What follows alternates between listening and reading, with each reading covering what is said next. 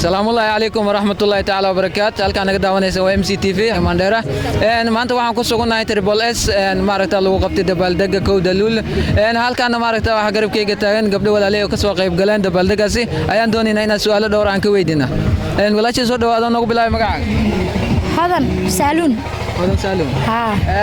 maanta ka waran farxadaada iyo sida loogu dabaaldegay halkaan aad ba xaaladeen maanta u kacsan tahay xamaasadeen aad ay u kacsan tahay maadaama aan ka soo qayb galnay xalfadan oo hoolkan loogu diyaariyay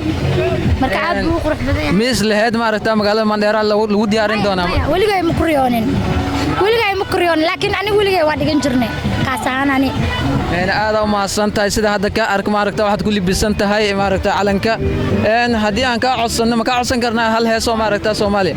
waxay ahaataba oo calanka xaqiisa heebad waxaad ku leedahay dalkaada hooyo wana lama huraane hagarlii wax ugu qabo wana lama huraane hagarlii wax ugu qabo hanfiya kulayliyo barabale dhulkeenu inaga halaynaye Soomaaliye hoy wadankiisa hodanka loo wada hamuunte aad u maasantahay walaashay qaaliga ku soo dhawaada maaragta MCTV walaashay ku soo dhawaada MCTV waa dhawa walaalkay adiga noogu bilaabay magacaaga farxiye aadan nuur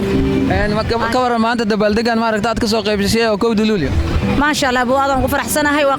qiro Soomaalinimo wallahi aad iyo aad ma sha Allah kooda luuliyo aad iyo aad ma sha Allah waan xiiseynaya waana dabaaldegaya dadkii soo abaabulay ma sha Allah waa maasan yihiin dhamaantood dabaaldegi ku horeeyay dad ku dabaaldeg aad iyo aad wallahi 26 waa dabaaldegay ma sha Allah tan waatana insha Allah tan soo socotana inagoo nabad qeyr qabta Allah nabad gaarsiiyo cimri dheer caafimaad aad iyo aad ma sha Allah Soomaaliya ha noolaato MCTV dadkan ku daawanay maxaad ugu targashay hal iyo labo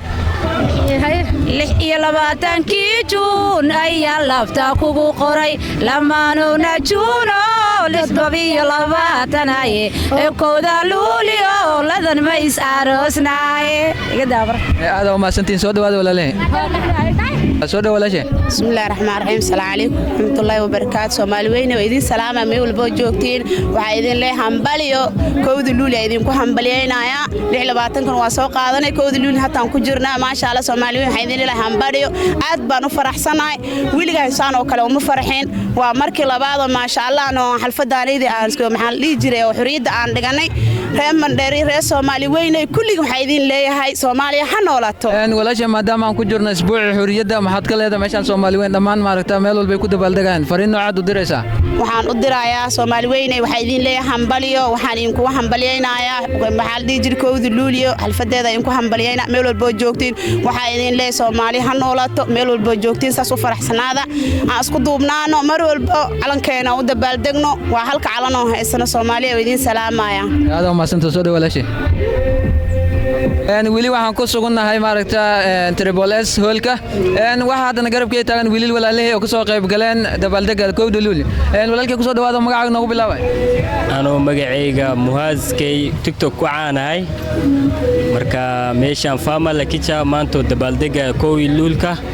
alxamdulillah maanta ku faraxsanahay ka waran bal shucuurtaada maanta ma isleed Mandheera wiliga waa lagu dabaaldega ama dabaaldeg noocan halka lagu qabana may wallahi billahi uma maleynay laakiin